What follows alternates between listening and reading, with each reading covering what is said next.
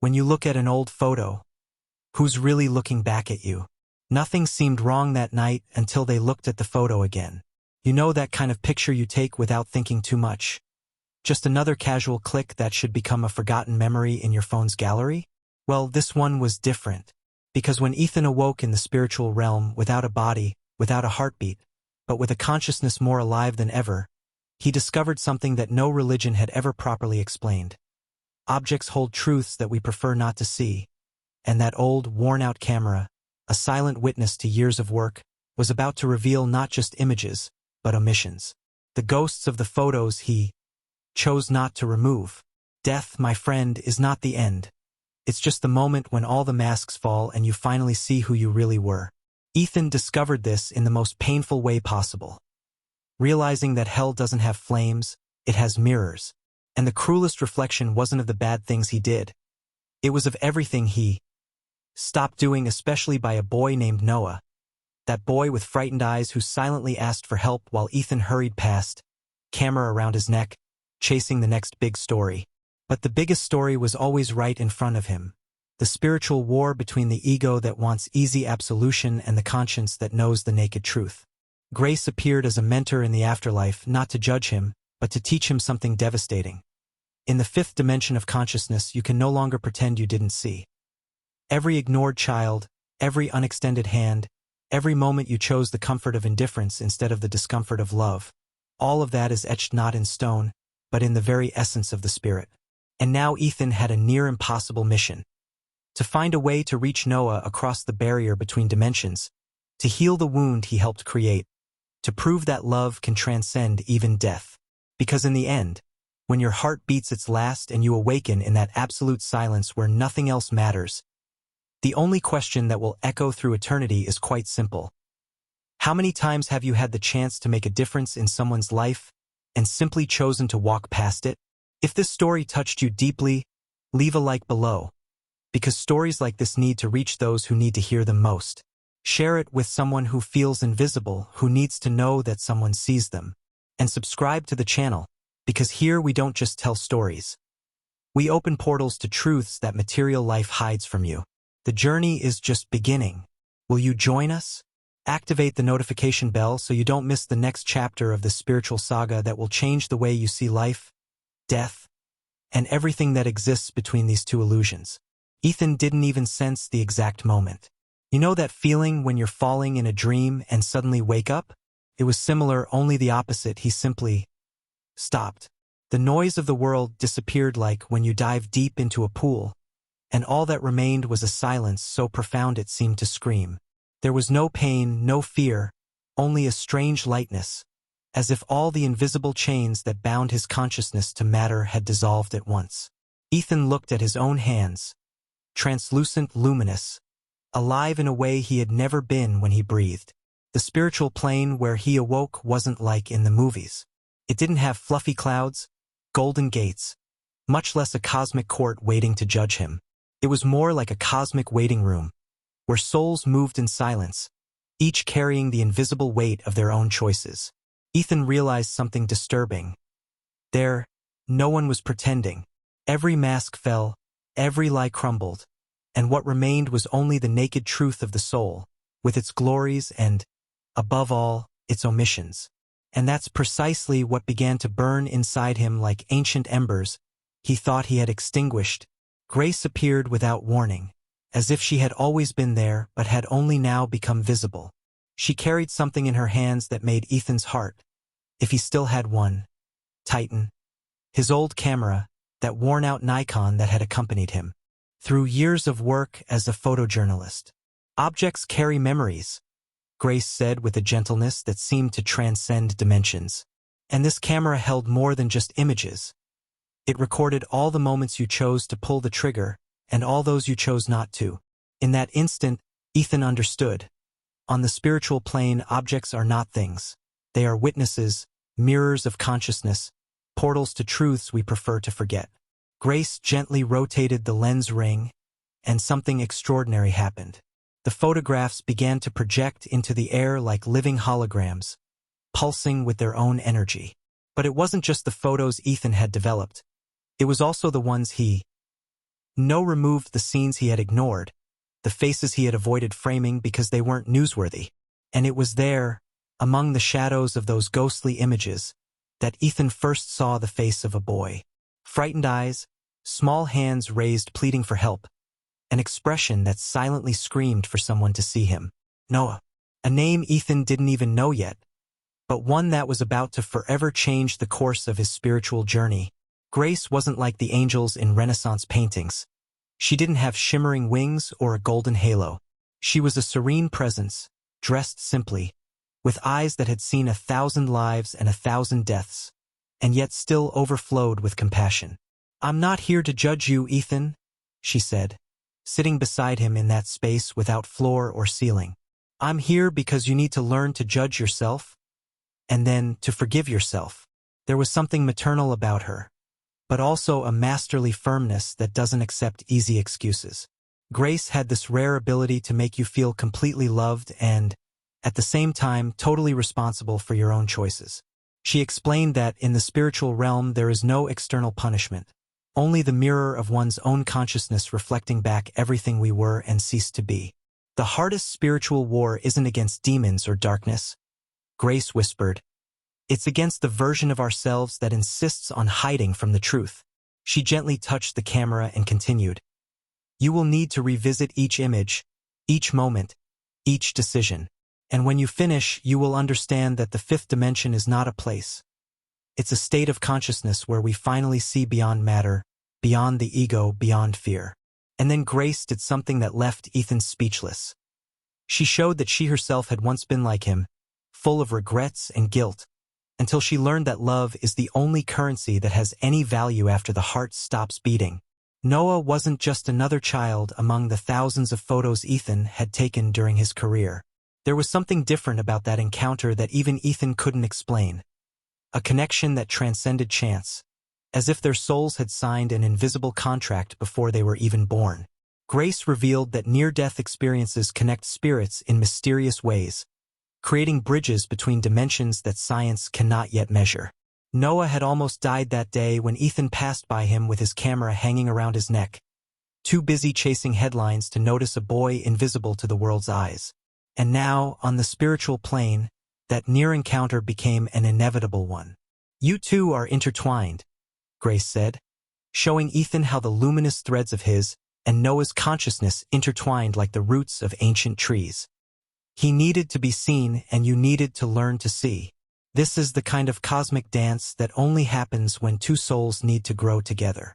Ethan felt a pang in his chest, or perhaps in his soul, as he realized Noah was still alive, but carrying a deep spiritual wound. The wound of someone who was never important enough for anyone to stop and ask if he was all right. And somehow, inexplicably, Ethan knew that his redemption was directly linked to caring for this child he had ignored while he was still breathing. Hell, Ethan discovered, isn't made of flames or physical torture. It's made of silences you never broke, hands you didn't reach out to, kind words stuck in your throat because you were too busy, too tired, too indifferent. Grace showed him a devastating truth. In the spiritual realm, omissions weigh as much as actions. Perhaps even more, because they carry the ghostly mark of what could have been and never was. Ethan relived dozens of moments where he encountered people silently pleading for help. The beggar on the corner he pretended not to see, the coworker crying in the bathroom he ignored out of embarrassment, and of course, Noah, that boy with frightened eyes whom he mentally framed as, "not my responsibility." "Do you know what lie destroys the spirit the most?" Grace asked, looking deep into Ethan's translucent eyes. "It's the one that says, 'I didn't do anything wrong,' because doing nothing when you could do something is the essence of spiritual error." She explained that the fiercest spiritual war takes place within us, between the ego that wants to absolve itself easily and the conscience that knows the truth. Ethan finally understood. He wasn't there for having taken lives, lied, or stolen. He was there because he had lived like a ghost traversing the world without touching it, without truly caring, without leaving love where he could have left it. And that realization hurt more than any external punishment could. Grace took Ethan to a place in the spiritual plane that seemed like a distorted echo of the material world. a kind of limbo where the emotional memories of forgotten children resided. There he saw hundreds, perhaps thousands, of small, translucent presences, each bearing the mark of invisibility. Neglected children, abandoned in orphanages, ignored in classrooms, left alone in overcrowded homes. They didn't die, Grace explained, her voice choked with emotion, but part of their spirit remained trapped here, in this space between dimensions, because no one truly saw them when they were alive. Noah was there too, sitting alone in a corner, hugging his knees, transparent as frosted glass. And Ethan finally understood that the cruelest loneliness is not being physically alone. It's being surrounded by people and still being invisible. Every child who grows up unseen develops a deep spiritual wound, Grace continued, pointing to the small silhouettes floating in that ethereal space. They learn that it doesn't matter, that their existence is irrelevant, that the world would continue spinning perfectly well without them. Ethan felt a piercing pain as he realized he had contributed to this wound in Noah, and in so many other children who crossed his path while he was too busy documenting wars, disasters, and political scandals. Conscience is a cruel mirror. It doesn't let you lie and say you didn't know, because deep down, everyone knows when they're turning their back on someone who needs help. And now Ethan needed to figure out how to heal a wound he had helped create. True repentance, Ethan learned, isn't the dramatic kind we see in movies, full of tears and empty promises. It's something much deeper and quieter. It's when you finally feel the pain you caused others, when empathy ceases to be a concept and becomes a visceral experience. Grace made Ethan experience, through a direct spiritual connection, exactly what Noah felt that day. The fragile hope of being noticed, the cutting disappointment when Ethan walked right past him, the feeling of inner shrinkage that happens when a child concludes they aren't worth anyone's attention. It was like being torn apart inside and then put back together again, only different, more human, more whole paradoxically because they had been broken. Redemption doesn't happen by apologizing to the universe, Grace said while Ethan was still trembling from the intensity of the experience. It happens when you transform so much that you become incapable of repeating the same mistake. When consciousness expands to the fifth dimension and you finally see that we are all one, connected by invisible threads of mutual responsibility. She showed Ethan that he had a choice. He could remain trapped in that spiritual plane indefinitely, ruminating on guilt, or he could accept an almost impossible mission, to find a way to reach Noah while he was still alive on Earth, through the rare moments when the barrier between dimensions becomes permeable, and finally give the boy what he always needed, to be seen, to be important, to be loved. And for the first time since he died, Ethan felt something akin to purpose burning within his non-existent chest. Grace held Ethan's translucent hands and said something that would echo through the eternity of his consciousness. Material life is merely a test of one thing, your capacity to love when nothing compels you to.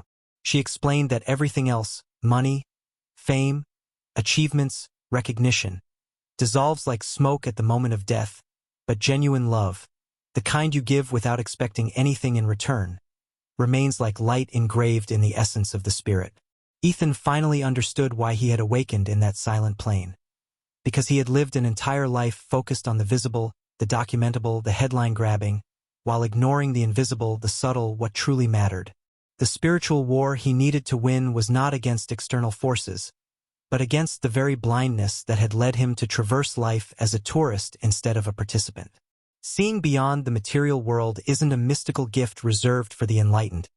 Grace continued with a wisdom that seemed to come from 1,000 lifetimes lived. It's a daily choice to pay attention, to pause the autopilot, to realize that the person in front of you isn't a backdrop. It's a consciousness as alive and complex as yours, as deserving of care as you are. She touched Ethan's chest, right where a heart had once beat, and he felt a wave of understanding. Every human encounter is a sacred opportunity to leave someone less alone, less invisible, less lost. And now, even in death, Ethan had the chance to do things differently. To prove that love can cross dimensions, that consciousness doesn't end with the last breath, that it's never too late to become who you were always meant to be. His spirit vibrated with a certainty that transcended doubt. He would find a way to reach Noah, even if he had to learn to whisper in the boy's dreams until he knew, with every fiber of his soul, that someone finally saw him, And so Ethan learned the hardest lesson a spirit can learn. Because love is not a feeling, it's an action. That caring isn't an obligation, it's a conscious choice. That seeing beyond the material doesn't require superpowers. It only requires stopping pretending you don't see the suffering around you. The camera revealed all the truths he had hidden from himself. Grace showed that redemption is possible even after death. And Noah is still there, alive, breathing, waiting for someone to finally truly see him. Ethan's story didn't end when his heart stopped. In fact, it only truly began at that moment, because it was there, in the absolute silence of the spiritual plane, that he finally awoke to life.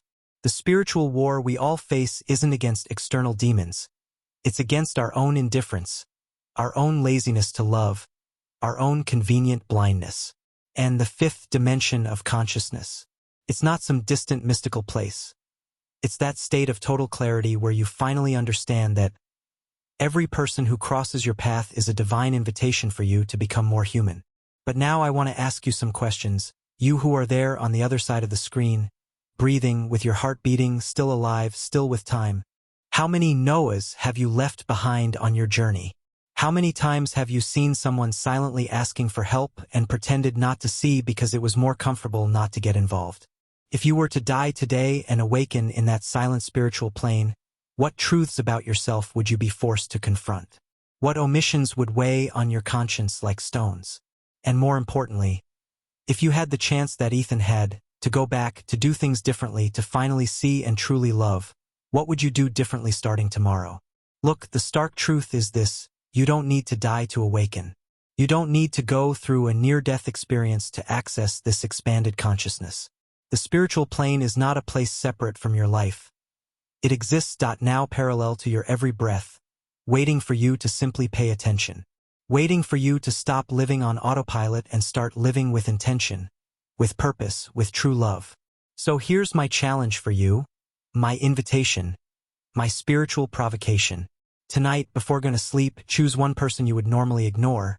It could be the doorman of your building, the cashier, that quiet colleague at work, and simply look that person. Really. Look them in the eyes. Ask them how they are. Let them know, even if it's just for 30 seconds, that they are not invisible.